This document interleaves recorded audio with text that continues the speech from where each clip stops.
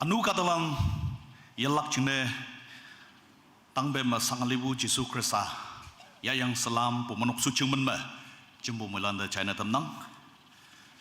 sabu hibang me pemenuk bumbung atam singna tamlak cine tau hipak ya nang hatlem ya ngani fasting and prayer nyulak hatu taidam tam yang ke yang boy mabu katalan ipayok tau keme ngani pray and fasting yalak atau taidam yalak patawa remind na malak cina tau hebak yanang yalak patawa jame ipaning kebisiam bumanok nyaulia yup na tembu taidam ni 19 April 2025 hebak 6 a.m. to 12 noon number chama 6 to 6:30 wilaka paije changki associate pastor nyime 6:30 to 7 wilak paije mosa associate pastor lemme 7 to 7:30 a.m. wilak Yumati Motion Associate Pastor Woman. Lime 7:30 to 8 a.m. wilak Pajay Puman Associate Pastor. Ngame 8 to 8:30 a.m. wilak Pajay Noktu Deacon. Wokme 8:30 to 9 a.m. wilak Pajay Humban Associate Pastor Youth. Nitme 9 to 9:30 a.m. wilak Nyainaw Manpo Associate Pastor. Tatme 9:30 to 10 a.m. wilak Pajay Ahat Associate Pastor. Tume 10 to 10:30 a.m. wilak Pajay L. John Pumanok Secretary. Panme 10:30 to 11 a.m. wilak Chenau N. Peter Associate Pastor. Panmachame 11 to 11:30 a.m. wilak Pajay Y.P. David Hospital Chaplain. Panmanyime 11:30 to 12 noon wilak Reverend H. Mopa Pastor Kebisiam hakie ngani nyole yuplak taidam hakie temyang wanang tukai tini ngobu Kebisiam echui eyong moilan kai se yalak pa China temnang ana tini yipai okpo tem ngoya boy yupi jing semde yuplak taidam ngaulan hayam kayo se atau ngaulan China temnang anyana wilak lande adome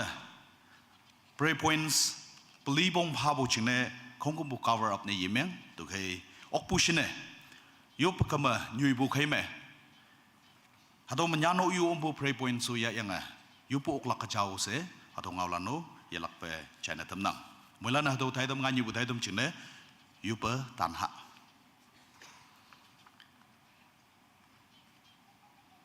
yup nok yane KBBB Youth Convention Planning Committee meeting Pumanok office me sotlak to ke planning convener and secretary ni wibu members lan muilan omlak chine atong alan China tamnang first time awang ba meeting ni menglak to ke member lan awyo fel na yemeng bu ke use atong alan China tamnang gi yupu hipakcha yahunang iyang bukie 71st KBBB Youth Convention taidam tening October 24th to 27 mongme yalangonang KBCM to man host ne menglak atau tuijong nom nolak chine planning committee le yangonang to kai planning committee lan chine special yupu hipakcha ya hunang to kai taw men e wande chikmelom lange convener wibu members lan pulpit songde chama pailak chine to ngalan China tamnang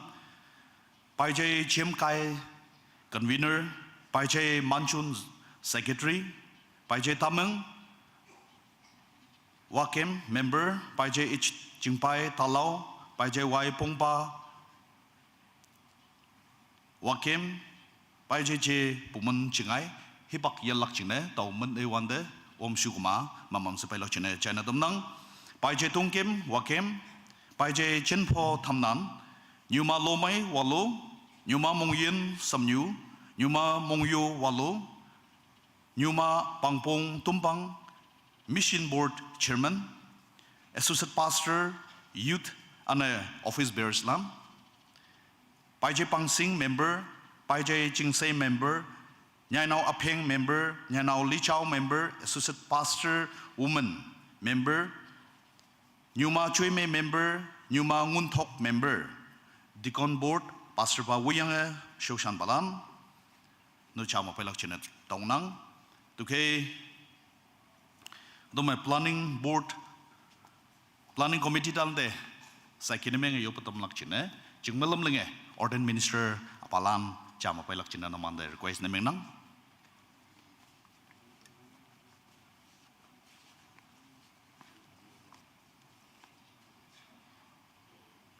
teman bai district chaplain ba MN solak chine tongnang October se do mayang hipak law yinang saji hipak ngoi benang tukhe tini meeting akong walak ngai ni hemni matang akong wang tuiso lili lenga chon ta lang onang tukhe convener ba wuyang member lan au yen ocean wanang takasangbu hangu yinang be kawanga yen mai phai hado tuiso namono oklak chine kawang mabu kunchong malam yue ayen mai yue yup tampa ane iman wuyang teningbu hado youth convention taidam kawang mikti shwana tame yong taibu bai shinyai se moiman bu taidam ayong chane myang tam haze ana kebishim pumanok tuman chinio kawang mabu chumai wanma yu pa pangnyuha ngawngai yoblak taman bai yang buki MNC lak chine taman bai district chaplain ba da tongnang chingmailam nange committee member lan planning committee member lan chama sulak china tongnang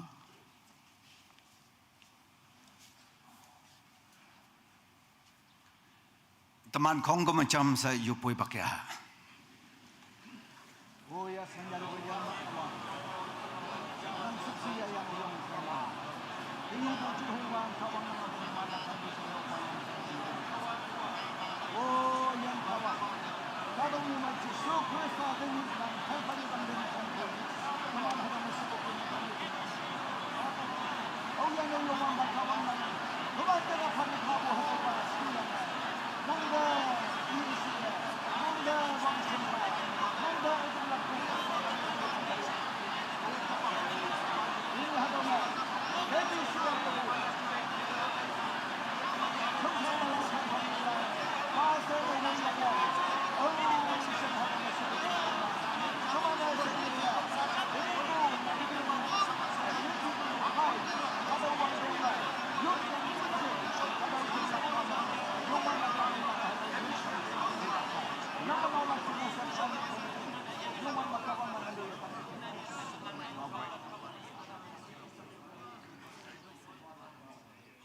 Ya sanyale bo yan kawang tanap pu hadaw ban nap yuwan ba kawang nang atumanda ayan na kisang hibak chu hewan konggam mo may ang dambo sina uba nang damanyong panang uba tanap hadaw ma nang siso mo kama yuwan ba kawang nang da yup lak china sa tuman hibak ya buwa teneng bu wang beng ma Konyak pang jem pang mongok bu youth department youth convention hang hiba jemlang ngoya bai hadaw KBCM ba jemlak china sa mongoya yang ke hayang hadaw china na manolak china hadaw ma planning committee teman bai bu menok man yom ba reverend moba I mo bu yang tikon socheng sego socheng youth socheng hayang hadaw ma large members land hang sen ngoya bai planning committee chairman hayang hadaw ma finance hayang hangsen na manolak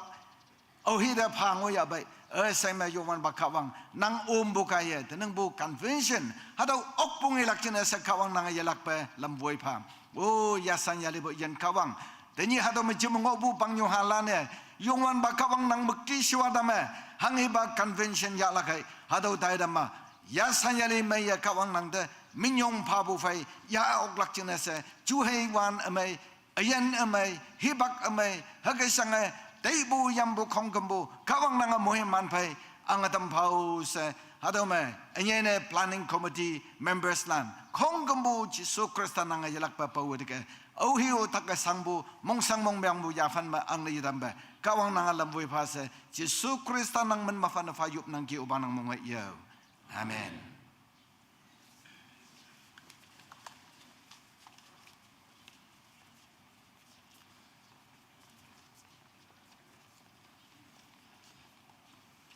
Yupatambu ordained minister landa menyumbu panang kawang yalak pa moy manpa nyit laima clear nya wanang to ke convention taidam yong may yaw chine moy lana yupuma tan ha ose atong alan chena tum nang bongbong halan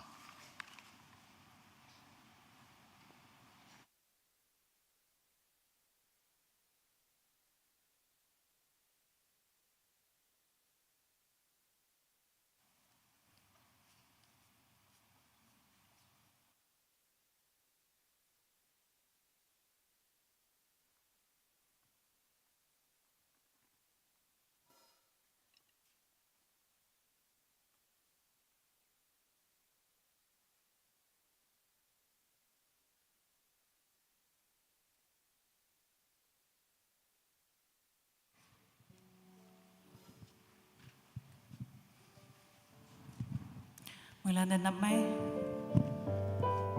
Good Friday atamande tay na tambu kawang ganbu pay taman siyangbu hadaw tay na tambu ngunang hayang atanapo kawang daminyong palak chingna hayang ayalak pa ihalong Jisu Krista taman ayin chingna panapawda kumlak hayang atingyang siya Bible Krista na maylan Oilande kawang muhimalak siya yupatan ha atan dyan yuyalak pa kawang magtishiwa hemlok atay ha hymn number 63 hymn number tawang malam 63 Jisu I kaya nothing but the blood of Jesus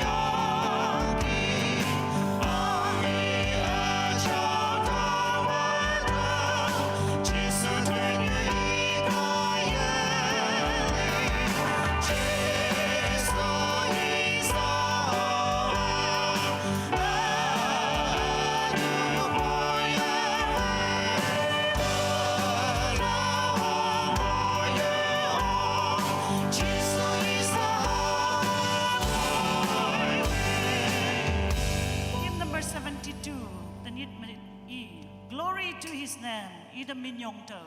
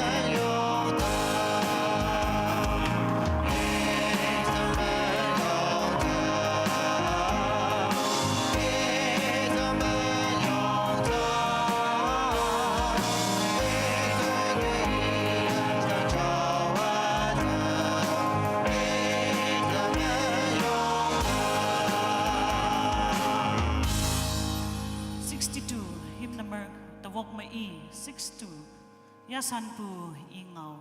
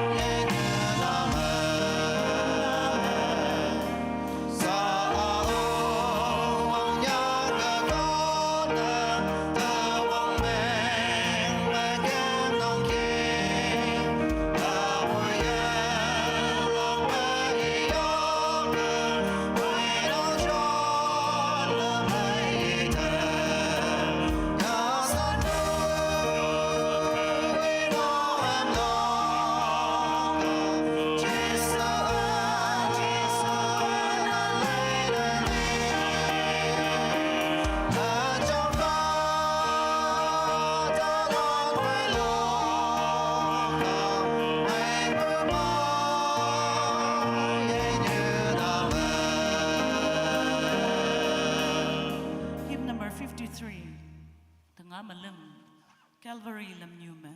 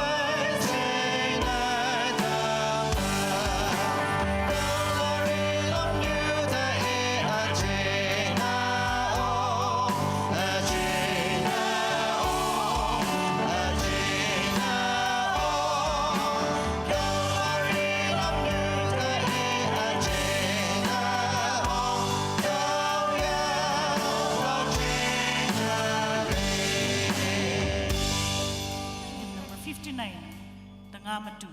tang pem pi me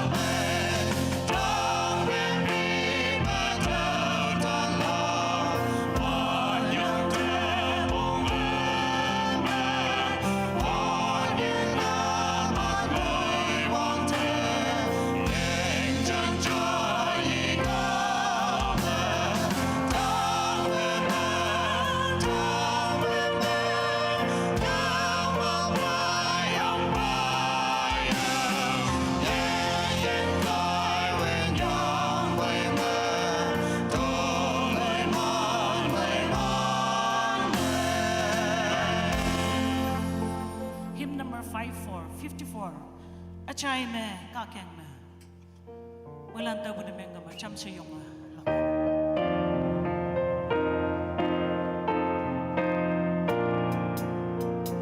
Hãy subscribe cho kênh Ghiền Mì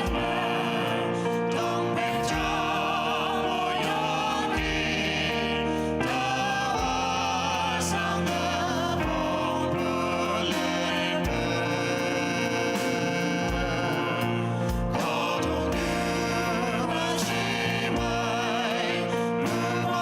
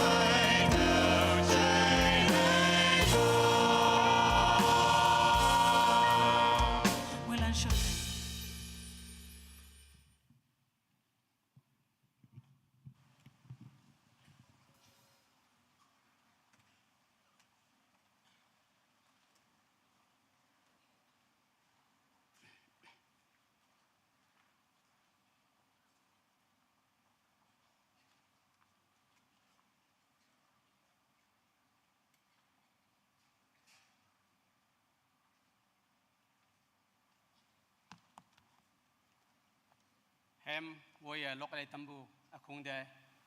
mong maya yanang kawanga moy mansi moy lande ni mai Krista me ESA kana debu tenibu speaker associate pastor KBCM Youth Ministry anio chande tawa wang sampai ESA debu pumanok soching Reverend Nyumba me woibu KBCM Christian kata amailan teni Jisu Krista aching na sang hayang apong hayang Calvary tang bem to ong se ating lakpu phai auyen ausin payangoi deki numana de mong maya yanang kawang ay moy mansi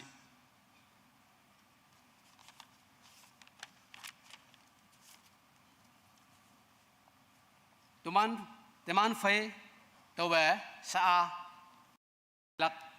taidam haka e kaning taidam number lim 18 April 2025 good hibak 10:30 a.m.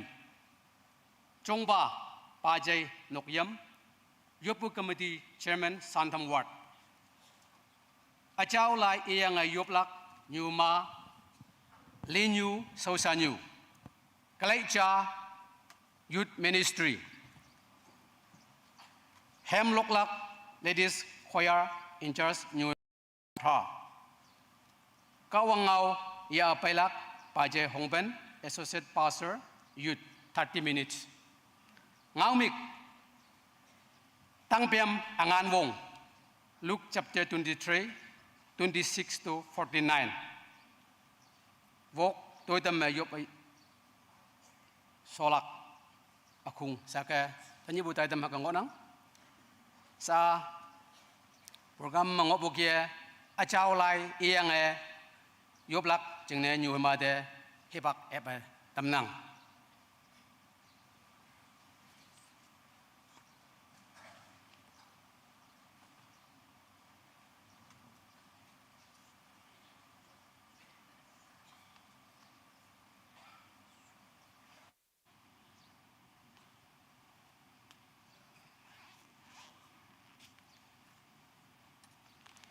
Teman pai awang na pai benja tau hatau ki ikene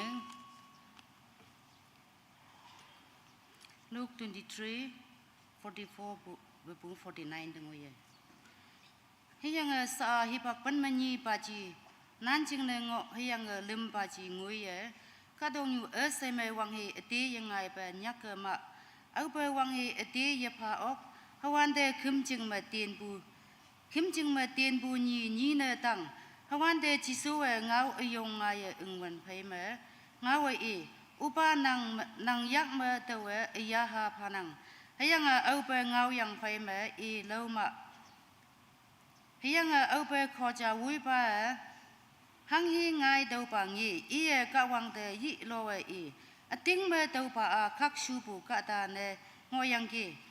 hayang au pa do me jim me ngo bu pang ha kong kum bu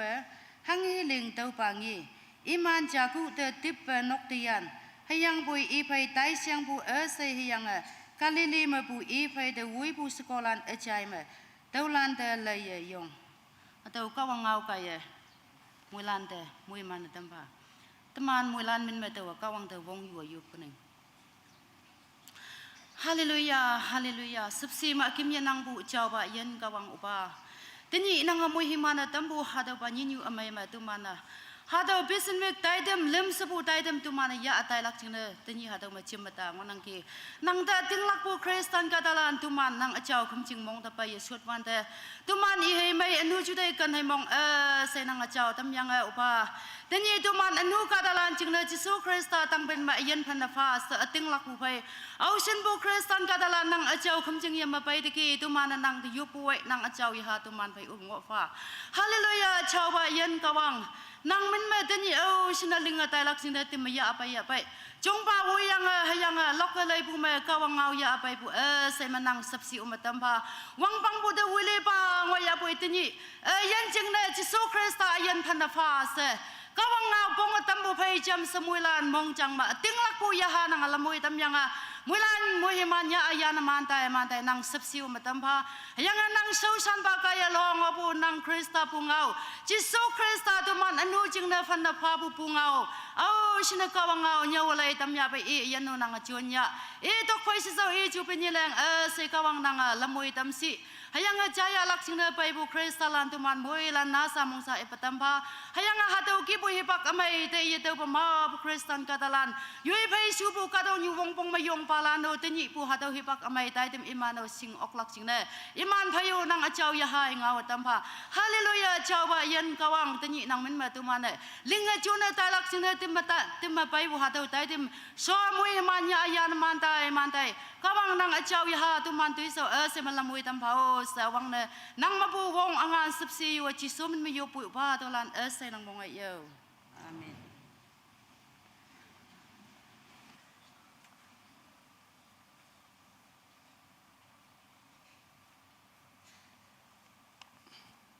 Taidam kawang yakta fana fa yup tembu sausan yu temong maya yanang kawang amoy mansi. Kalaicha youth ministry sa youth ministry de hipak epatam nang.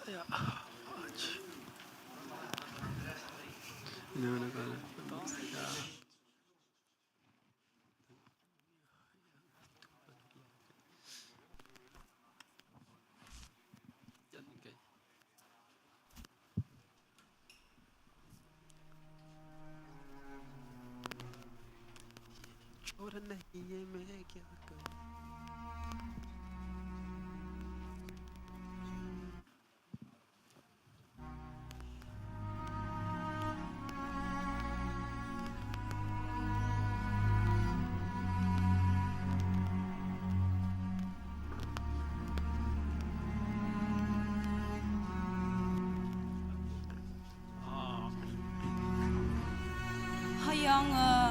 iman ketsemen bisa tengoi.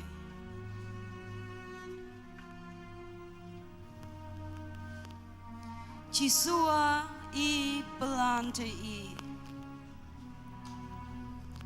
To yuk vante numan toma shote ngokai. Hayang Jisu yo.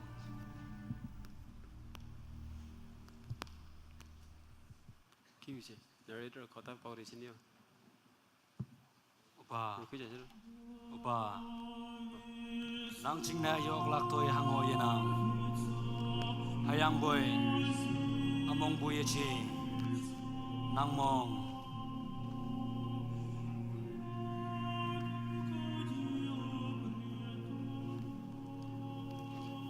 Over I yopuso.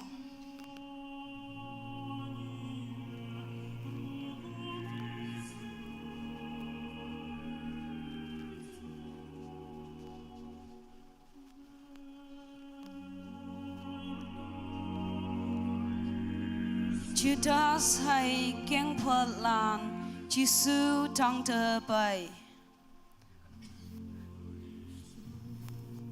Ane Judas Jisu day I 권유버.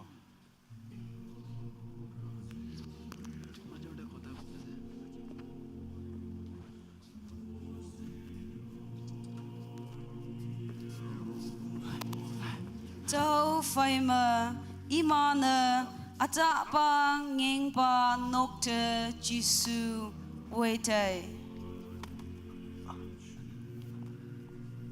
Ama kan me ngeng pa aching lan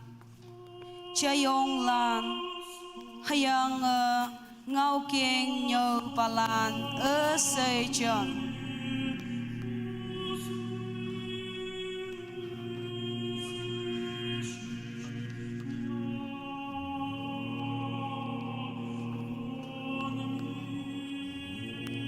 Kata mabua talai saki fa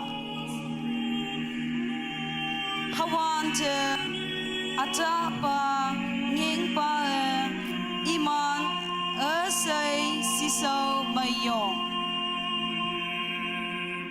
hayang Jisu de ngao dong nang phơi đây ngao balan de nanga hango ye chan laka moi man bu kawang aha Messiah nanga iya tau atau phơi sinye se tuman de lo saki pong pong na ye chi numana hanga de nangge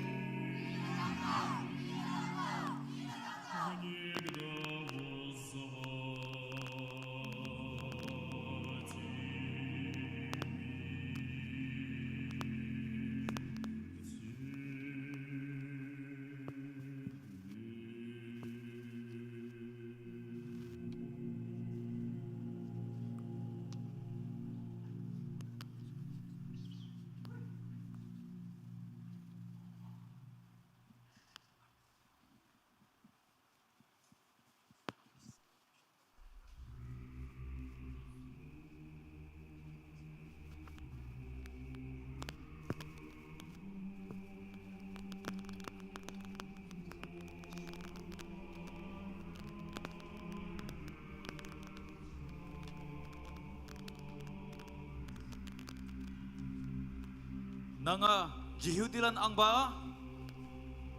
tawa numanda ima numana ada ating yilakla ano to numana tong ma numana ada ye chanla sachi kawang kata ha wong nang buba kawang yak chay masala Nanga hango ichan laka? Laya hangsina imana nang amayang pawushi. hayang boy Jisu ngao fa cha nohoi yichan hayang pilat yasan yenyi bu mo hibak lepia kom nok mengop bu yome kata ja kata lana au yulakai pilate lana tambu wanglam ngo Tawa numanda jihudilan ang ba lana tamhubwa? Jihudilan ang ba sa nyek pubada tawa hangkay laksi?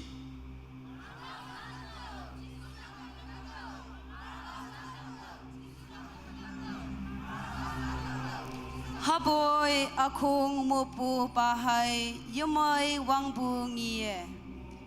iya yang yu hayang akong soma yakdu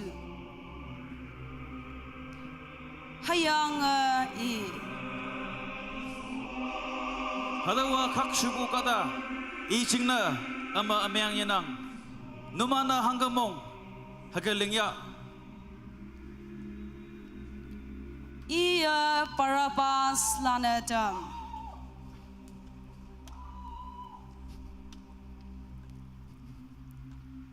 Gengpo lana Jisu de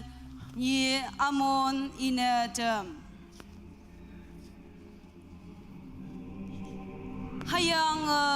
hu so nadam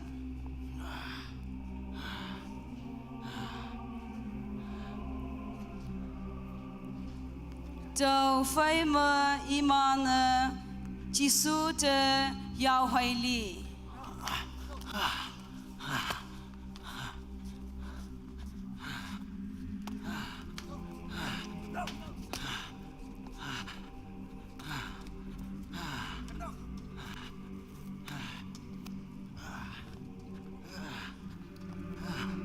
hayang Jisu chang ben ma taklak ching na ya tai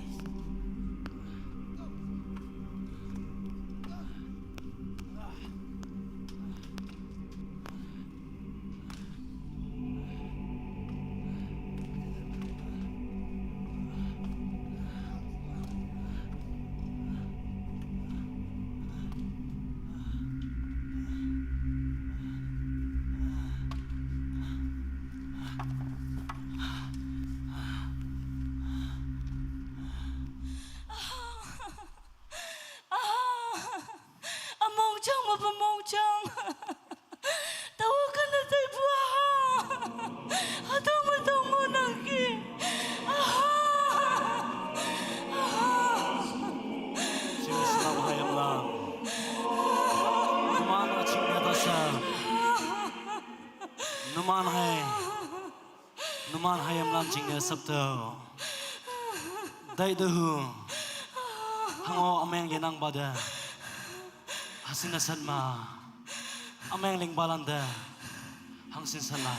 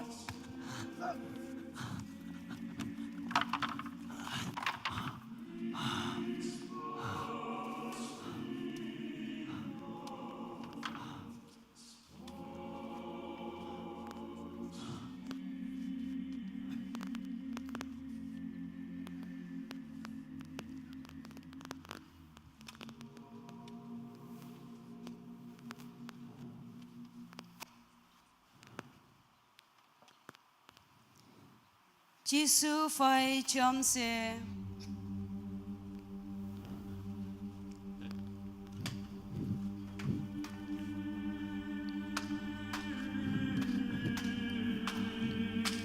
ku ba hai ngau lai ba ni o tak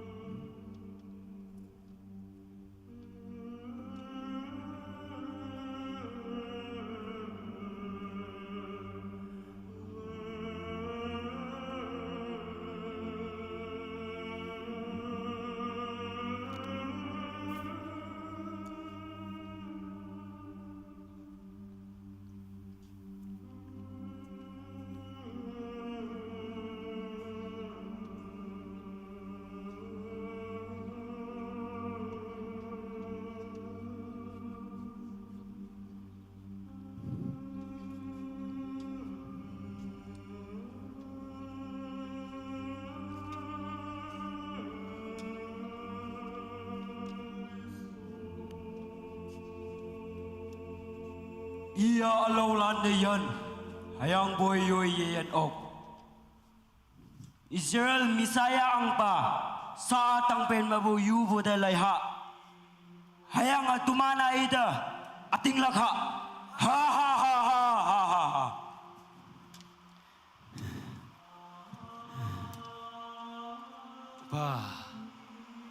ba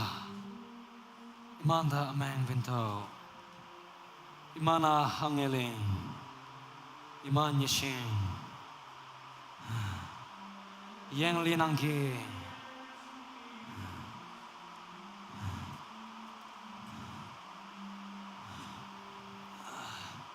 kanangge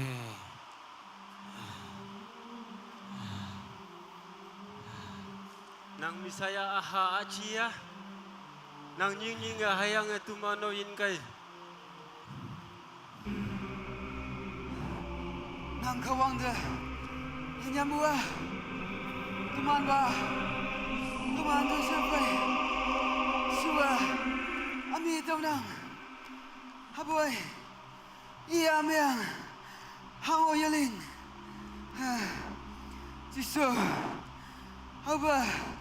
Nang wang dang ching wala kai. Tahu. Tai tahu ya.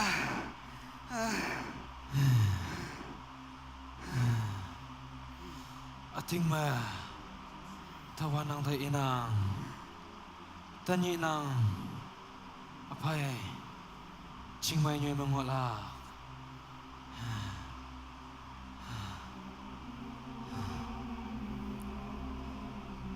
Sa hibak banmanyi paji nanching nengo hayang lam paji ngoye katok asema wanghi ati yingai be nyakama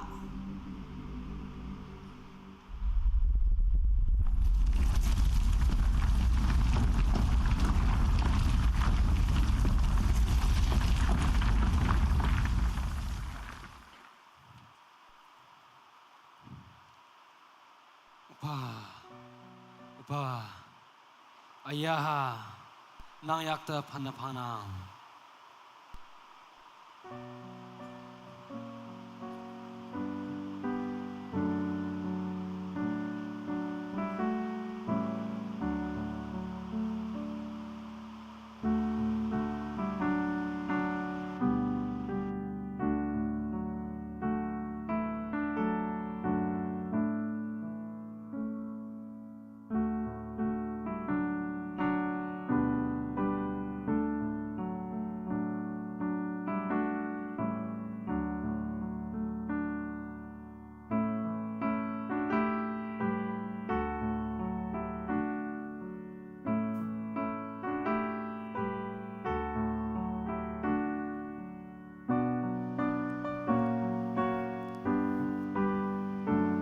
Hajau kalai kaya kawang mui lante mui manfa. Amin.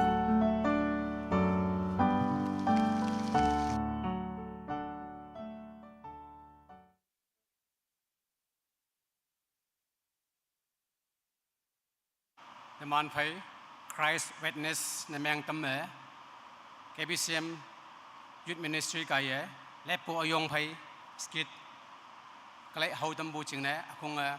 mong mayayanang hayang minyong fanang kawang numan ayen tuay saude chende moy mansi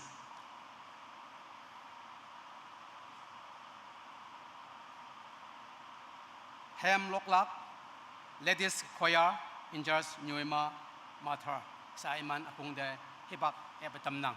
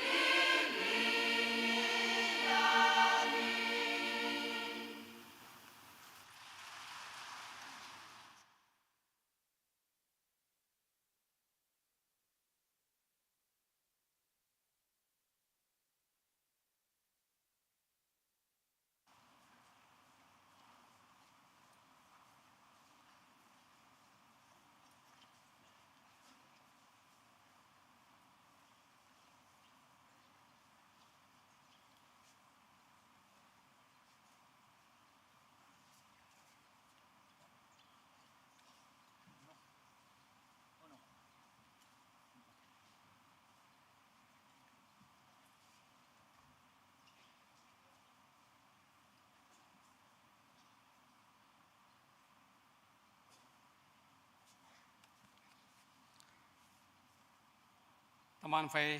Yumalan kaya hangiba kawang minyong hem nana hibak win lokhawdeki akong mong mayaya nang kawang bawa naman ayen jalo sang sawa angsi kawang memansi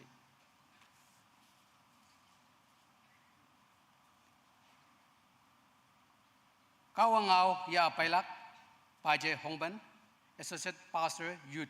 30 minutes ngao mek tangpem angan wong Luke chapter 23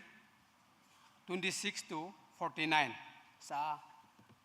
speaker pada hibak hanang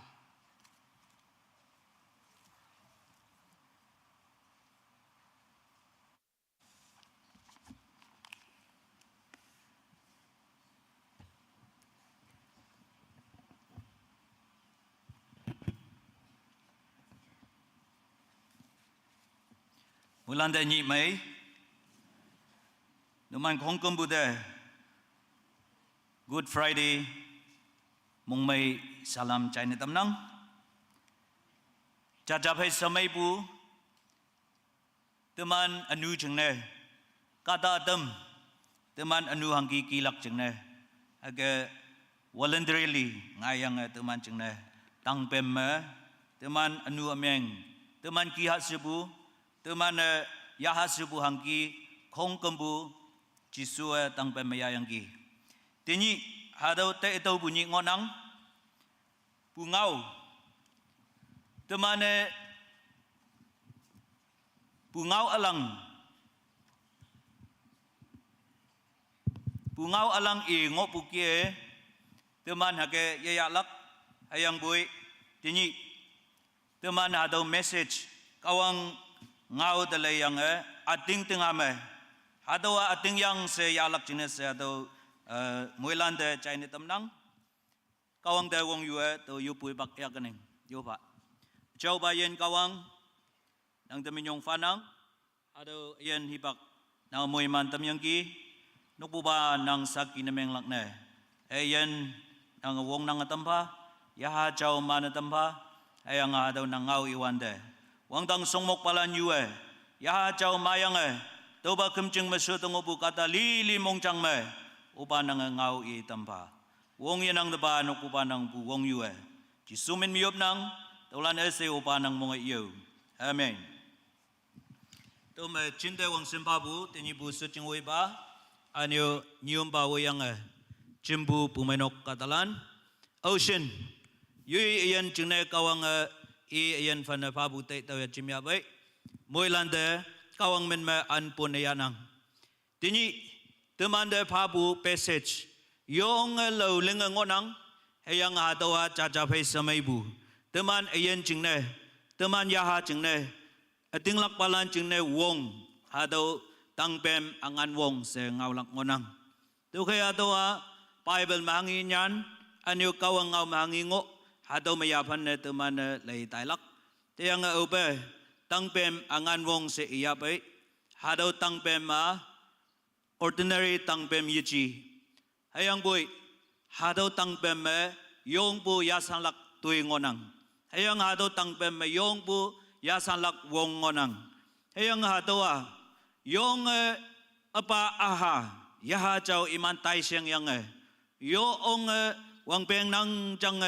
generation to generation kata aha yan lak chen hangiling lak wongpong si se kawang triumph God apa aha yaha chau iman tai siang yang lingbu yong bu well plan hadaw ngonang hayang hadaw tangpem atat ngai tempu hadaw jeng nginang tu khơi tangpem angan wong si wande alo yichi hayang bui jisu krasa angan wong hadaw ngawlak ngonang Tôi tăng pe mấy chỉ số nhà Âu biểu từ mà nè separate nè miếng này yok hàng chừng nè hà đâu tăng pe mà chỉ số yên năng cơ mà just wooden hà đâu pi hay ngon năng hay yang hà đâu stick cha hay ngon năng hay yang boy hà đâu stick cha mà chỉ số chốt bu chừng nè tuy nhiêu nè miếng bu hay yang hà đâu chừng nè ở châu pa nè miếng bu hà đâu tuy nhiêu long cha ngon năng tôi thấy miếng balan từ mà lili không cầm bu hadaw tangbem de yong kanlak hadaw taman duty ngonang power เอาไปหาตัว power ตะเลยละเกย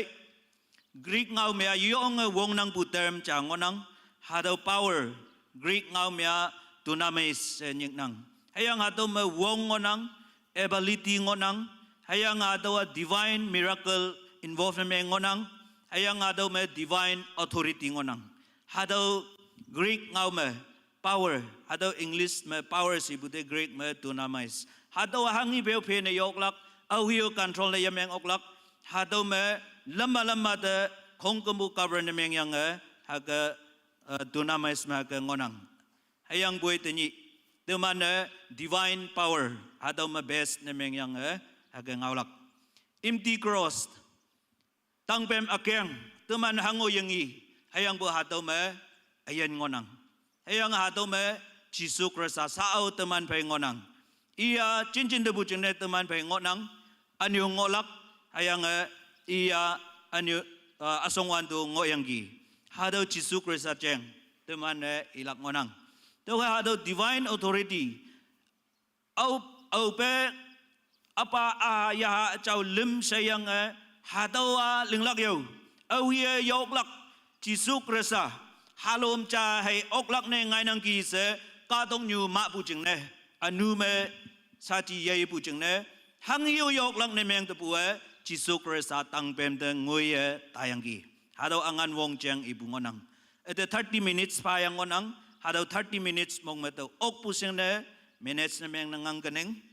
hayang hado cross da hangisi teman ne ajeng hado introduction de teman de laiha hayang hado teman jam se aga lai tai lak jing ne hado ma project em rapayang ngonang jam se temane le tailak hayang hado cross tangpem angan wong Luke chapter 23 verses 26 to 49 hado mong mabu payang ngonang yong alo bu ngonang hayang boy tawa apong lim ne tamyang hado laya haga layang ngonang teu chine teman khong kambu hado whole text e yang olak hayang boy wong pong ne meng pu kan anyo important na samyang bukan da teman akalailak to ko ado lim na tamyang ngaulak china se to ka temnang hado tangpem cheng iwande kadong nyu sanubu anyo kadong nyu sahaibu kadong nyu sanyambu ado tangpema hado ngonang roman wanglam pui pak me tangpem chai pu na meng kama khongkambu nuwe anyo khongkambu nyamyang ka ngobui pak changoyanggi hado tangpem nok puna menglak jingne Krista hangke e tabusi temane yong tai lak ngonang kadong nyu nubu tangpem kilak jingne hangne i mongkha busi hangi hado tangpem kilak tokpem ngok pu jingne i hangi pa miktak pe matabusi temane yong tai lak ngonang Jisu tangpem ai angan wong ngonang hayang hado Krista tangpem pu angan wong hado akeng teman empty cross hado te laiwande Jisu hado matuibu yang yang anu wang toong tubu se teman meng palan Baptist Christian ating lakpua hado yong jing ngonang hado ayo polak anu hado tangpem me Krista tang de pailak hado lam nyu teman hado tangpem me taulak Katolik lane alo lane mabu simple ling yang ngonang hayang bu hado teman tangpem yujibu Baptist Christian tangpem yejibu ngibu kongkobu tangpem hado pi pem yang lingyak nan de teman hado de menglak aji hayang boy empty cross hango yan ang lak wongpong hado mapua ambukan tai busi hado yang bulana teman Baptist Christian lan ngonang to kay hado tangpem me ayen tangpem changonang hayang libu tangpem changonang teman ya tangpem chai teman hado yamnang hayang bui hado me Jisu pei kadani tangpem me chut putaman nginang hado tangpem manang jing ejing tangpem ja nang deo hado cha tangpem mu ngonang eteu hado tangpem mu ngonang hayang bui nang tangpem hangga namno busi nang tangpem hangga tukang busi tangpem hanggang busi Krista tangpem angan wong tabue ni chot yang ki ipai cham se yang bui chai yan yang ki hadawa ayan tangpem ngonang he yang cham se chut pu kada cha ambagan tai busi au hiu sing nei ok hayang au hi lai nyan palano yam bu ye tau ok hayang bui mong hem ating lak pu chang nang moloan tang pem tai bu haya se moloan de tai bu haya se ha ke tai nang tau khai kawang angan ye pa bu tang pem pai ngop pulan temana ni cha pa ha dau li lak tang pem ne su kalak yi sing bu ye chi bu iyo yong mai sing bu yang ngi bu ye chi bu yong mai ngi bu yang bui ha dau li bu tang pem ma si cha ya yang gi ayen tang pem ma si cha ya yang gi hayang ha dau angan wong a chi su tang pem me muni angan wong ngonang lilak angan wong ngonang yan tamlak angan wong ngonang awi pa teman ne lilak si hayang ha dau tang pem ma hangi si nang jing ne teman ne yam nyawa hayang ka dong nyu jing ne hangi si roman lan jing hangi si ha dau te teman ne leiwan de tang pem de greek ngau me stauros se ni ke ngonang ha dau yong pu simple word hayang ha dau pi a hango alam yan nang pute ka ta chetui lak mai mai jing ne ling pu ha dau tang pem de greek ngau me stauros se ni nang hayang ha dau chỉ số man pe wan dia cha chang nga se ngoyang ki hayang ayong yi yi si pu cha ne au yan crime commit ne meng tau lan tui pu kada meng lan kong kum tui lak ado longai la cha ne iman ne chon ne pe yang gi hayang roman lan ne kada meng lan ado tak lak ado tui lak pi ne chon yang yong ngau keng wong nang palan ne ameng yam khan yam yang ameng lan na tui khan tui se hado sangwan jim pu nyi de Hebrew ngau me gol kata se nyek nang chi so o normal me tui bu achi hayang boy hado gol kata sangwan jim pu nyi kata amai sangwan jim bu achi bu hayang boy yong nu sak palan ku lai palan ngau keng me yango palan hado sangwan jim pu nyi me chi so tang pem yong lak ne ngai yang ki hang ne hadau tang pem ma yu chi su hadau ma pulan yan lak mik tak pi ngo pu jing ne gol kata me yu hadau ma tai lak ne ngai yang gi wong yan ang bu jing ne tai bu yi chi bu hayang bu hadau gol kata me tui ayong ling lak ngo tu bu hadau tang pem wong exercise ne meng lak ne ngai bu chi su hadau kan de tai lak ne ngai yang gi hayang hadau gol kata yo ong meng bu tau me Holy Land tour tai bulan ngi kalak tawa lai mai ngi nang ayang map me tawa ngi nang geographical map me yang bui tawa yalok man pai ayang bu ma bu konyak kadalan yalok yang bu hadau evidence proof ngo punai meng kama teman hang ne ning nei lak hadau tang pem chong yam lak hadau tang pem angan wong teman ne chon lak hadau yang ngo tau ching ne chi su tang pem matak puwa normal tak katui bu ye chi bu tang pe ma ka tong nyu shanu pu senyam pu anyo yawe li pu ata pa ne ngoyang ki haboi chi su tak pu ni ma wang chi su wong ka ye hado tang pe ma mikti siwa ata pa hayang angan wong ne chele ye lai khai tam yang ki to ga hado tang pe me teman yan lak hado ya phan tengoi sa hado tang pe wong ka ye chi su khong kam bu ki yang ki chỉ số bài bu tăng bền mà hăng sinh nhị bu si, từ mà ne tăng bền bài bu cha, tăng bền mà tắc bu cha đâu hay trái em bu khay, hay ang bu chỉ số bài bu tăng bền hăng sinh nhị bu si, lấy tu, các đồng như mà đâu 133 kgs bu bài lắc cả, từ mà như mà sa chẳng có lắc chia bài si, chỉ số nàng anu chừng ne, từ mà anu chừng ne bài bu tăng bền mà, hà đâu 135 kgs hado anyo 300 pounds ngoyang ki se lainyan palan ne hado research ne meng palan ne to iyang ngonang tang pem sa yi chi hayang bo anyo hado hu me hangsin anyo inches low busi hado de leiwan de 3 to 4 inches ko jal tama ne ni che chun bu khai hado ko jal ma te le nyu hado 3 inches chilo de ta ka ma hang ne yeli lak hado 4 inches hado sang the tip ko ma hangin na meng lak hayang bu hatawan nang jing ne hadaw ki yang gi hayang hadaw ki lak jing ne ambu kan me bu wong tau bu si acheng anui kek yang au be hang ke yan nanok bu si hadaw ki lak tang pem angan wong hadaw tang pem me anyo ya ha me chi su hadaw mamu lai e tau yang gi tau jing ne hi bak cha me upa nang mong ka ma hado amapuan ya tai bu oklak chia hado tong yang gi hado akata chute me tong bu hayang boy ya ha ya oklak hayang apa mong buangi eching mission to oklak se tai bu bai 3 to 4 inches hado hu so yang khong kambu chilo the tup yang ano sang khong kambu pai khoi bu teman nginang ani hado ko chalme hangsin inches teman cingna tak pusi iwan de saat teman skit mengibu jisu de tak pu ado ko jalme 7 inches ado lau puja se research ne meng bulan ado sakipa bungonang jisu pumme ako hangsen sa pusi 5,466 chate nyahu teman pum ching ching apume ado 5,466 ako sa chang se nang pum ngoya hayang boy kawang tuingaw na miyang kawang angan wong hado ata tangay lak chine lingwan de jisu hado 5,466 mako iya teman ching nakibu yang hado 5,466 mako kibu ching ne teman mako may buyang hasin ne mako kibu ching ne teman anu ok buyang hado te tangpem angan wong se ibuja hadaw tangpem angan wong de teman hang nela yenyiklak jisu yang yi yang pe me tangpem ma mikti siwa pu pe yi non ne wangsim ayong pe chonyang ki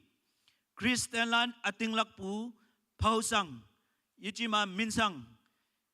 chane chone tai pu tinyi tengoi se chone pe nang hadaw tangpem me yang yi pu angan wong ngonang hadaw dating lak pu jata mana kadong nyume hibak win lak chine ating lak pu yechibu religion ma ngonang kis ating lak pu yechibu to ating lak pu pa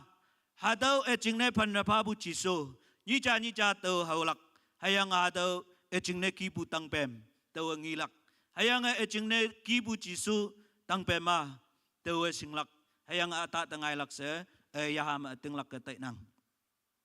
to kay taman tangpem teman de babu angan wong exercise ne yemeng okpe teman yong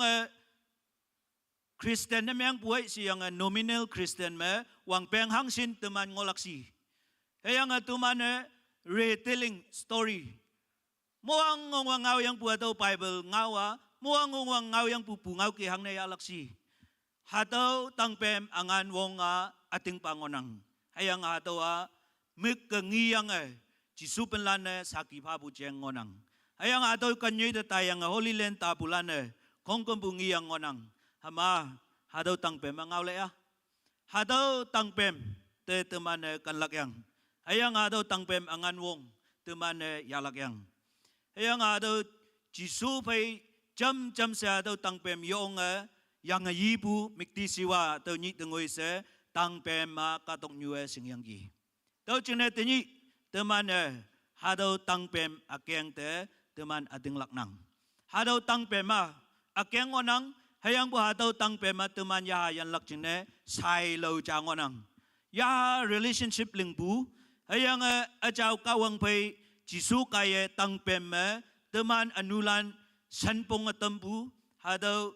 ajaw pame kawang pay teman taisinpu hadaw sai lo cha ngonang hadaw de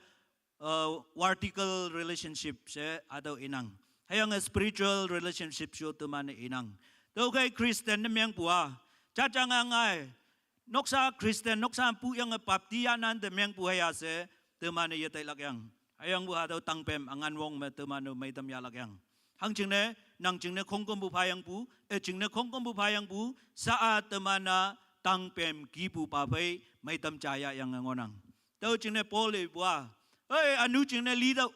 hayang achaw pa ching na ayan mangoto sa katalan teman de kunyo buah daw ngonang hangay daw ngoylak daw nyoy de to kaya daw horizontal love hadaw katong nyume akaw de teman chachabe relation say na tamyang jisumen me se yising pu yin pa bayo say bu ani wi balan bayo ching may lingok pu sa melampi teman connection hadaw relationship ling bulili kongkom buah hadaw jisu krisayak pa bu phang me hadaw tangpem phang me teman de lam ep yang ki tau ching ne Hadaw tangpem angan wong ngo pu ching ne. Konyak katok me inglang sang pan bulak puyang o. Tama bulan ma ngonang. Ya lok ke keme ngau i fight ne menge. Hadaw lak chine tuiling pu Reverend apulan ma ngonang bute. Jisu angan wong tangpem pai bu ching ne iman ok pungia. Tangpem yenang kama hangio hadaw katong institution ling yok lak. Ayang bui tangpem Krista angan ngonang. Ayang au pe tangpem ngilakay. Kawang de kan balane tangpem de sipsinang. Kawang de kan balane kawang pe khak suongo balana tangpem ngi kama yong la nyikpu hungli bu hadaw ngonang. To chine Philippe Roman si balane ituin e wande. Philip nang kawang au min nyau se idaw hangne nang hadaw ye chan kama tenyi nang chingna agum. Hadaw nang tangpem to metem ngonang. To chine hadaw nang tangpem taklak se wande. Philippe hangi busi. Oh, tangpem, hang ne so nongo busi. To asong wan temu yam si bude, nang tenyi hang ne pay busi. Mam se pay kay se Philip, Jisu pelan tayang tangpem ya, yang tangpem de hepatam se iyang onang. To ching ne, hadaw tangpem ma yong pu akeng nyu, yong pu teman Christian ayan ching ne wong pong chan ne ngonang. Hayang hadaw me kawang acaw ya kong kumbunek yang ngonang. Lailak china akeng ngonang, hayang buhato me katalim ngonang. Hayang hato family me nang hayang ato. Teman yang family peli. Anyo kata peli tangpem angan wong pang me teman ching nang. Sa teman de papu teman tay teman yahu pu teks. Hado teman lay taylak. Hado lay tayang to lim ne tam yang ngonang hado sokoma sa ci sermon na so punang ngolak. Tangpem angan wong se ngamek teman dato pangonang hayang buit hawang ne yang ki tangpem ma inying ni angan wong ngo puyici krisa wong kaya tangpem wong se hadaw caki chonang hayang hadaw niya teman ne tangpem tau yang Jisu cha ye oklak Jisu tau yang tangpem cha te teman ne yakan oklak munya cham se Kristen ayen cham hadaw akeng nyu ngonang Jisu ayen hayang tangpem ma ayen ya yang taylak sai ngonang tau kaya tau niya teman cinta ang lakyang tangpem kaya kata eheng Jisu pay saitam awang pama chapter 23 verses 26 to 31 hadaw ni pa kata eheng au pyo chaman haubu au pyo chaman ngibu hayang boy Jisu tangpem pailak chene hadaw naw siya may tamya yang ki kang yang ya nang hayang bui kawang angan wong ya bua yenyi bu ya bua toloy may saya lak ye chibu wi pala na min meng ya na kang si bude hado Simon ne tawni Jisu Krista sing yang ayan taw bu teman nginang verse 26 me hayang ope iman iwe tay siren mabu Simon achai me pay bungi o taw bu ye chibu Yong pu chay bukan memu iman hadaw tangpem pailak jine folak ne Roman si pailan target ne mengbu iman po ayang Jisu pay te tangpem pailak jine ite tangpem painetam hibak cha ya tau lai i ngoyang hadaw siren of Simon hadaw ne tau chemeng nyau sipang hadaw tau nengo sipang se hadaw lai i wan te yong yaham lo ma tay bu wow tay bu hadaw chango nang hang ching ne may masa ngau masa hadaw tui masa lingpua satisfied ne yameng kawang ching ne hang hi chelinga hang ke chataya hayang hang ke sau chasana se mong chang ma yekhai pe ha ke tay bu chu dai ngonang tau ching ne hadaw Simon achanak auya boy Jisu tangpem pailak ching ne hang sin yi bu si hadaw 135 kgs iyo test ne meng anyaw yang ki hayang Jisu pay cham se i tangpem pa yang ki kawang manya bu kata eheng lan yan tamlak angan Jisu me ngonang hadaw tangpem kaya ata te ngai ne tambu ngonang to kay cha chaman sing bu hadaw lan hau tam yang Jisu tangpem pa na tambu nginang hadaw manu continue cham i tabu na meng kama Yameng palan ching ne, mui man tolak mong yehimlak, hayang bui kak suwe ating lak palan, hadaw lan ne tangpem pang me, mui man tolak, hado chang nyan yang ngonang hipak 30 minutes sayang ngoi lak to hado khui cham ya tang olak anyo ni subu pa me hado teman de pabu passage mong me ni subu pa me verses 32 to 43 hado ni pa tang pem me ameng win buhay yan ne tamlak angan wong sa hado ni pa ake ngonang ayang a verse 34 me upa iman de ameng window iman hanghi lingnang iman yising yong kojan ebyang yong sau sinatam sang yong sat ngoan de te ye do bungau jisu hado iyangi do the lepwa tang pem is all about agape love tang pem ma sang natam yangi hayang bui teman anu sang jisu sang bujaba tang pem ma kan pu se teman ngi ok nang hayang a clear picture jisu teman da hangge kan hado atau ma ngi ok nang hayang i mai tak i mai sang bude hangu yete hayang i nanyang nyiaki hado tang pem tengoi se jisu ong yangi verse 40 macam lewande hapoi alau chai i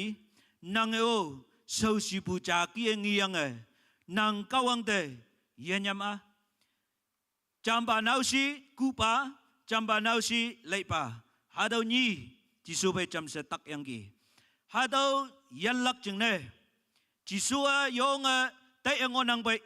hayang bu hado lilak tang pem ki pu pa hangu ngau man i be i sau me jisu de i mu sau tan ngau i win bu chung ne jisu hangu ye chan be hado nausia lilak tang pem ki yang tayang gi ayang bui si chang i bu si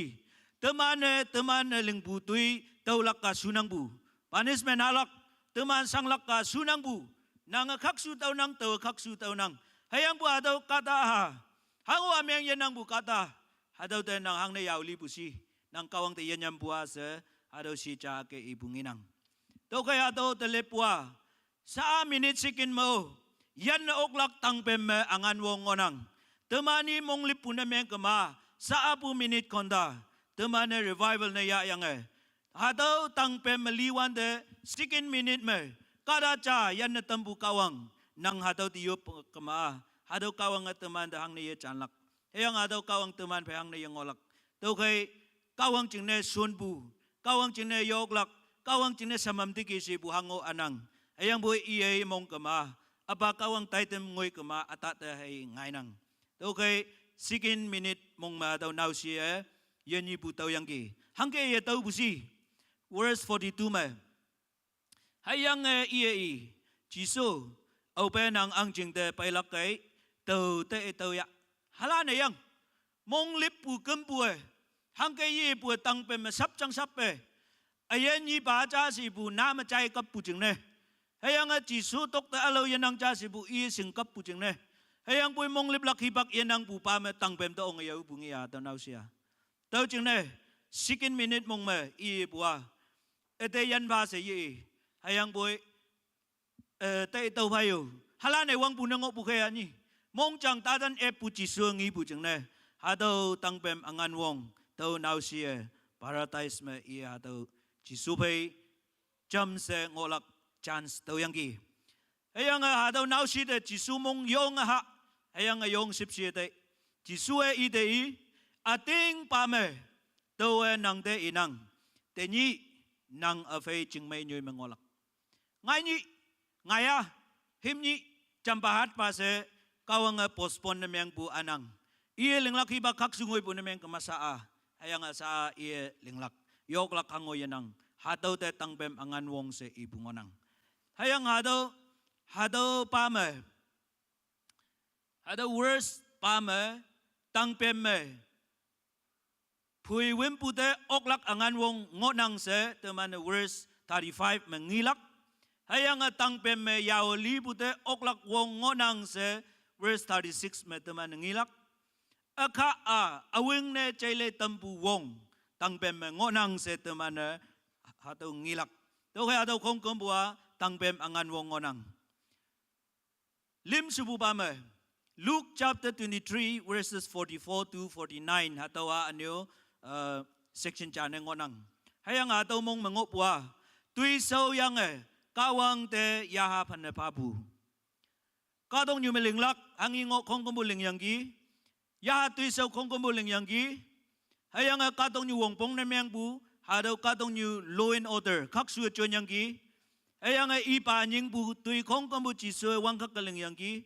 hayang hadaw kong kumu so yang pa me yenyi bu mo nyi me ipa nying maya yang tang pem tengui se hadaw lauhi mak bu tengui se chi so kong kumu tui tum yang gi tui so yang kawang te yaha pan na pabu hadaw telewan de yong sip silang ne anyo yong yayang lak ne teman inginang hesin kada phong chimbu jisu te to chambaning si bu kada chano yang ayok hang ne kadong nyu ngau keng te nyam bu jing ne jisu te hado yang wing japatam galak se panapa ngai bu awo yanang ayang boy jisu sa sap chang sap isa hado ki yang ki hadawan nang jing ne e jing ne wong ngai wong kum ngai bu hado tang bem angan wong ngonang hayang hado tang bem angan wong me wangi nyu mak tamlak angan wong ngonang wangi nyu noi tikok punameng kama wangi nyu tunoi panglak wong ngok kama teman hangi kawang sisom ya teman hangko kata hayang to khoi wang pang buda chai him pukie good friday payim puyao Easter sunday payim puyao se teman age wili yatai lakyang hipaka yong tai khan tai diki kawang ang jing o pai diki hayang kadong nyu ngau kim meng wilak angan wong tang pem ngonang verse 45 me obe jisu lauhi ma yo ong wang nyak ayong ngai kondalim mong te wang nyak ayong pai hayang ataw maso bu yichi Jerusalem kim jing ma yong isia yi no ngopu hadaw kim jing ma sabu hadaw wu kong kambu panyanggi atang mehe tuwang yang adaw akong tungoy se he tatamyanggi taw talepwa saji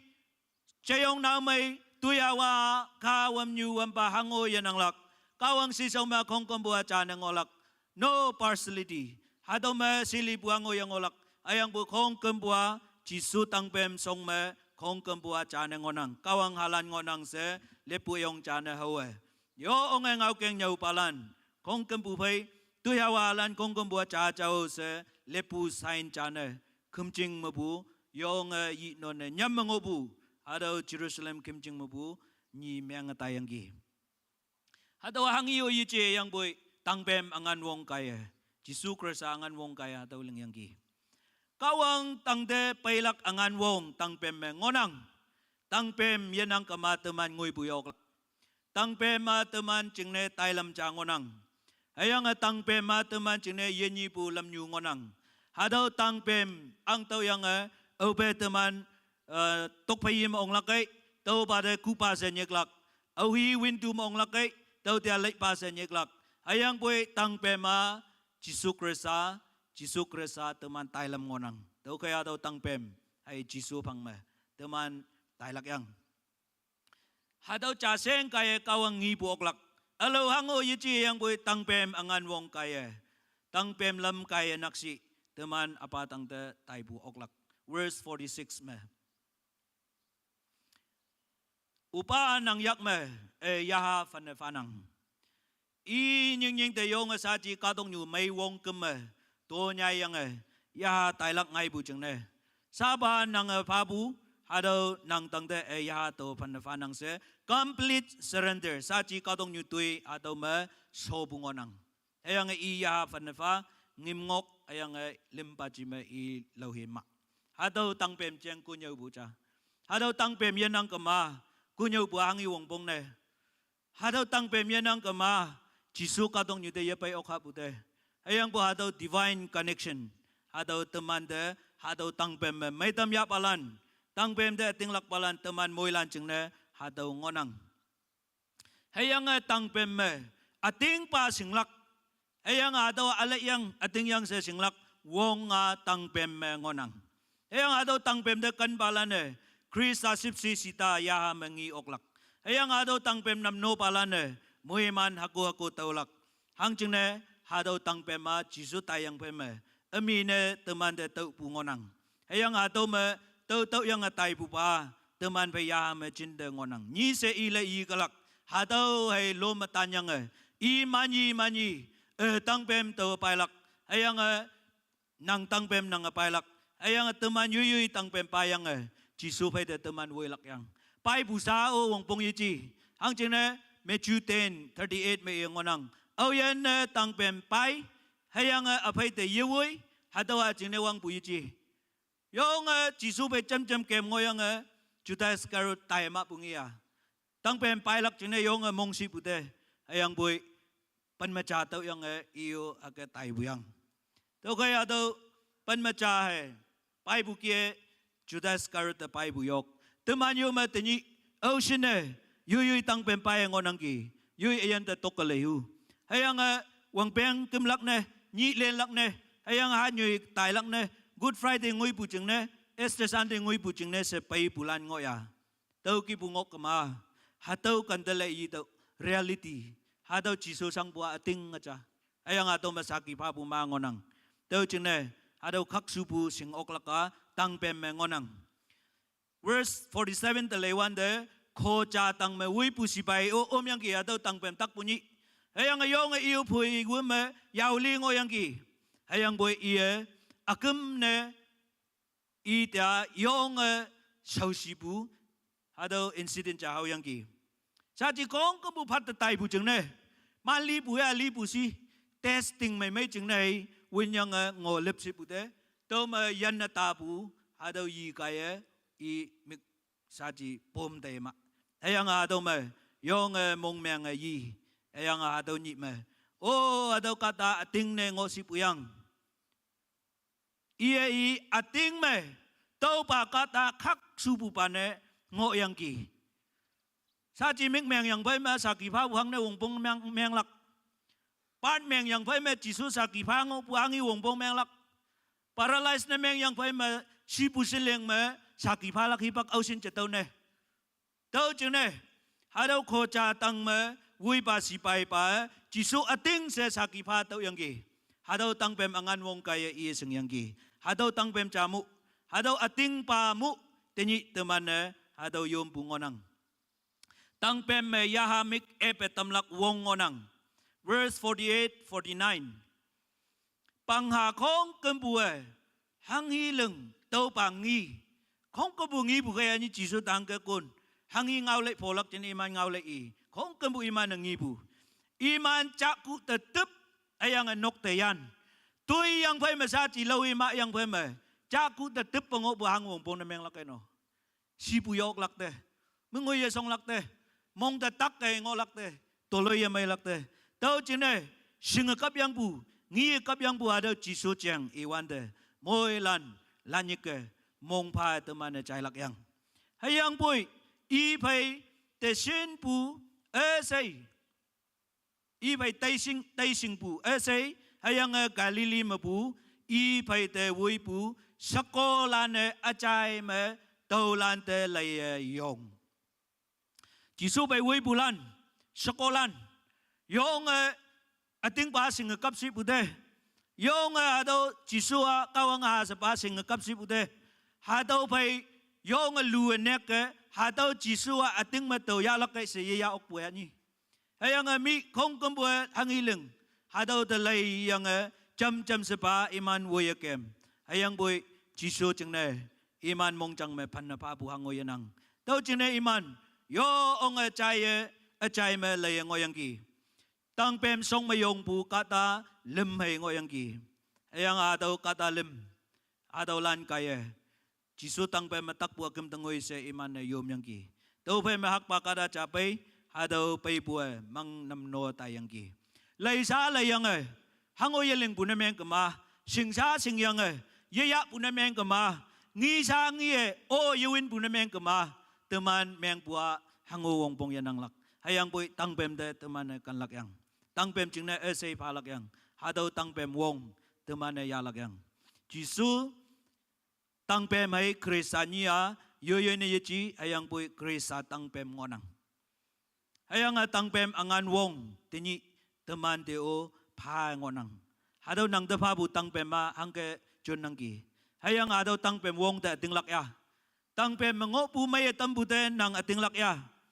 tăng pem yesing pu ne meng kama sa au te man Krista manya Jisu manya pu ne meng kama sa au nang ado tăng pem cheng nyau pu te nga ba ngau ki he chai ngonang hang ching ne ya mong chang ye pu te tăng pem cha sin iya bui hado anga ba ngau ne meng lak ya ni hang ne won bai no sai lai lak ya ni tăng pem wong kan bu ngonang hayang ado teman sim yusim ba kan bu cheng ado ibu ye chi bu hayang bui agape love John apong lem aleng pan mawok teman moila na sing ngonang hayang bu ado kan bua teman na sing buja ba ado practice ne teman na man mengok yang yi bu hai yen yi bu wong ado Krista tang pe mengonang salvation 1 Corinthians chapter 15 verse 3 to 4 to e min ngo ado mai nyanya yang nok tele yang study ne mengya anu kasi tang ma ok pungilak wong hadaw tang pem ngonang hadaw Colossians chapter 2 verse 13 14 ma ngigalak hayang hadaw tang pem redemption sakka yibu sakka sinbu anu me panapayang pai kataya sakka sinbu angan wong tang pem ngonang hangi uyok lak hayang bu hadaw tang pem chaseng ay hadaw ok lang ngonang tau ba manya kapunameng kamatuman tang pem song to owen ha 2 Corinthians chapter 5 verse 17 kata atam Krista mengo maa I or ya alane mengbu alan yitip alayang 1 Corinthians chapter 1 verse 18 me oyen manang iman chengne tang pem ngawa anga pa ngau sabu ado teman mo lana Christian yang hayang bu ado tang pem ngi kama yong phat ta tai lak lan seong sengonang bu hayang ado tang pem ya yang teman de nyam sau na tam bu ne meng kama tau ni Bible te ya lok lak kata ma ngonang bu hado ating ting me teman ating lak pu te test pu ya phan pai bu ne meng kama tini nang ate nyahu hangi palam menang ngoha pu hangi palam ma tau ngolak si teman ya hada tongalaya Matthew chapter 10 verse 38 Dami yang ki tang pen payang yang apai te yewoi I aching ne wang pu yeji Jisu au ba atau aching ne wang pu yeji silakai tau ma sopu Sati relation meng pu ayang Jisu win pu ne meng kama tang pen angan wong mabuyan pu ne meng kama sati moloan ai haulak hang ching ne ha tau nia cha ye tau oklak cha ko tau lak cha ye ya kama cha ko tau lak nang ye ya hu ya boy tau ye ya hu ya boy Krista kawang kamu sitting na meng ang bucing ne hadaw niya teman ko ya lak awi ba ya lak si teman hadaw singlak yang Jisu Krista tang pemme teman lan tamlak hadaw angan wong ngonang se 1 Peter chapter 2 verse 24 hadaw iyang ngonang we might die to sin and to live for righteousness ayang transforming power transform ne menglak temana ya tuisaude mai malanya ngopwa ya tuisaude transform ne meng yeni bu ya yang yong chude alane ya alane kanamong alane chaileye hami ngopu alang ba nyoi ngo winyang alane mong lipude revive ne meng bude transform se yang ngonang tau chene transformation wongpong we don't need reformation but we need transformation reform ne meng bua yoy mong pu ado cheng sa te yang reformation ma pu ngai nang hayang bui kawang ang ching tui so mea reform ne meng lak hangoy nang already retimit hayang already kawang mai nang sa approve ne meng yang authority phayang pu hatau me teman reform ne meng lak kan yanang tau ching ne reformation pa teman yalak hayang bui transformation teman yalak hatau atang pem angan wong ngonang there is no condemnation for those who are in Christ Rome chapter 8 verse 1 me oh yen krisa mengonang saji imande yawalibu hango yan ang lakse hatawa yong may lak ngau kay teman mo ilan ching ne mong may lak ngau ngiya tau ching ne Good Friday me emotional me teman supply ma kawang temin yung payang loklak ni kawang temin yung payang yuplak hem loklak ni hadaw ngonang hang ching ne teman yan ni pu hadaw pa pu ni tenyi ngonang tau de teman mực phi ông sắp lắc hango wong bong yanang hang chene teman mực phi không có một chỉ số kỳ được kì chỉ số ya tay được kì hayang boy teman mong may lak hay ngonang mong may ha John awang pa John avong lim aling nyi me now we are children of God sa pa temana Krista hayim cha se kawang hayim lana cha se tangpem angan wong kaye saki pa bungonang hadaw tangpem ma teman ating lak puching na song nyu ngonang hadaw tangpem yanang kama teman hango jisu ching ne saki pa bu yok lak daw kay teman sa chi yu chi hadaw tangpem me teman may tamya yang ngonang tangpem me jisu kaye kawang ay kata nyuha tay sinetam say yang hadaw triumph God apa aha yaha chow hadaw limma teman ating lakpu hadaw empty cross hadaw doctrinal of cross hadaw me nyat yang ngonang hayang internally iman connection ngonang hayang hadaw connection me temanu may tamya yang ngonang atang me apa kawang ngonang hayang yaha chow ngonang hayang aha Jisu Kristus ngonang hayang atau lapang ite yan na tapu yi kong kempu kaya teman sakyi yang sapa teman Krista me atop ne meng yang ngonang tau cina teman saji alau yinjing ada alau yising buba kata caki yici numana sakasin yang bu tau kay sapa numana kawang hayam lanse atop ne meng bu hadau teman nginang tau kay Krista tangpem me teman saji relation ngonang apa aha yaha acaw hayang nang sapa teman beli family atau Trinity atau Trinitarium ngay ngonang hayang atau te study yang atau apa aha yaha acaw atau jeng ibu kongkempua triangology atau lana atau ating me atau lima yung unite na miyang bu hayang anu atau lim kaya teman anu yan na ibu yang hadawa ating ting me tangpem me paibuangan wong yang se triangology atau ibulan triangle atau lim apa aya chow lim ibulan atau declaration pa bungonang okay teman moilan yen ibu ya oglak ne ayang yan pu oglak ching ne tangpem angan wong ya yang chinde kawang te ating lak ngoha toya toa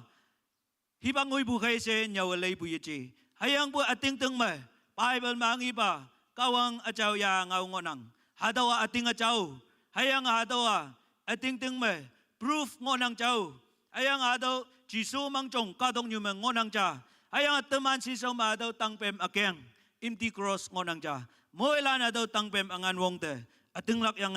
yenyi bu ya o se kawang ngaw kaya ke sakifa tamnang oyen chaya bai moi lanta kawang moi manfa amen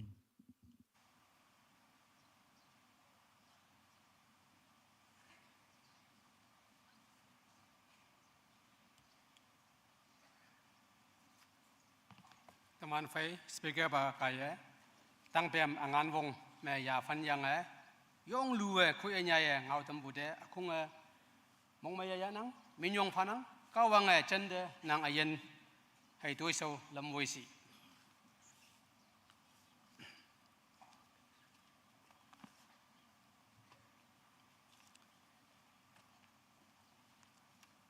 tôi tâm hem lung tất 55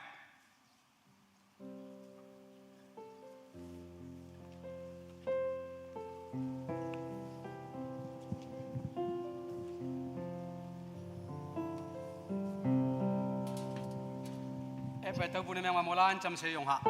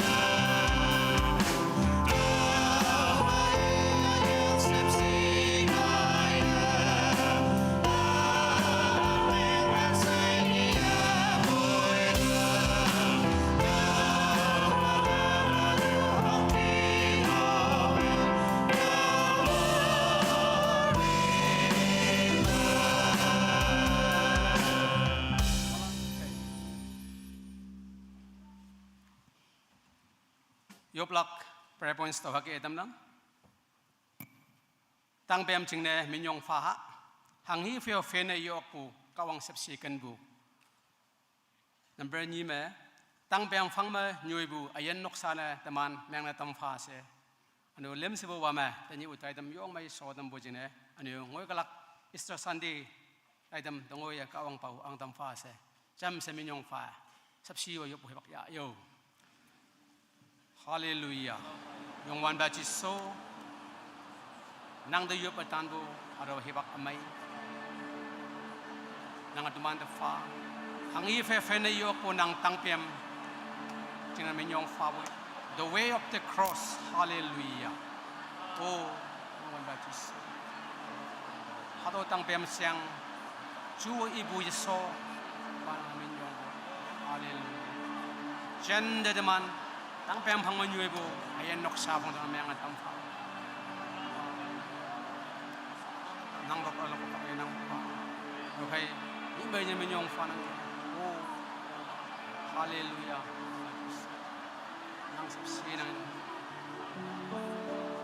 okay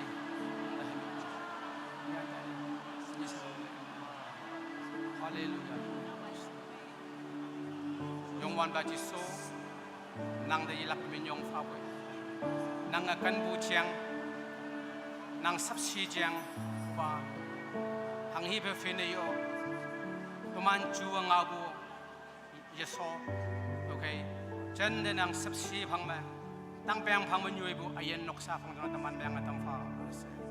tuman chu wa ibu yeso bu yekem bu ba nang akan bu chiang ngo nang to ke chen da tuman ayen nok sa da nang sap si kai hang nge yo ngau tam fa se ani dinglak china pai bu tai tum so ma so min yong fa bu yan tai ning ani sa do nang kham jing la e mani se nang sap si da man phang ngo kai yo se ji su de man yong fa yu nang pa nang mo ngai yo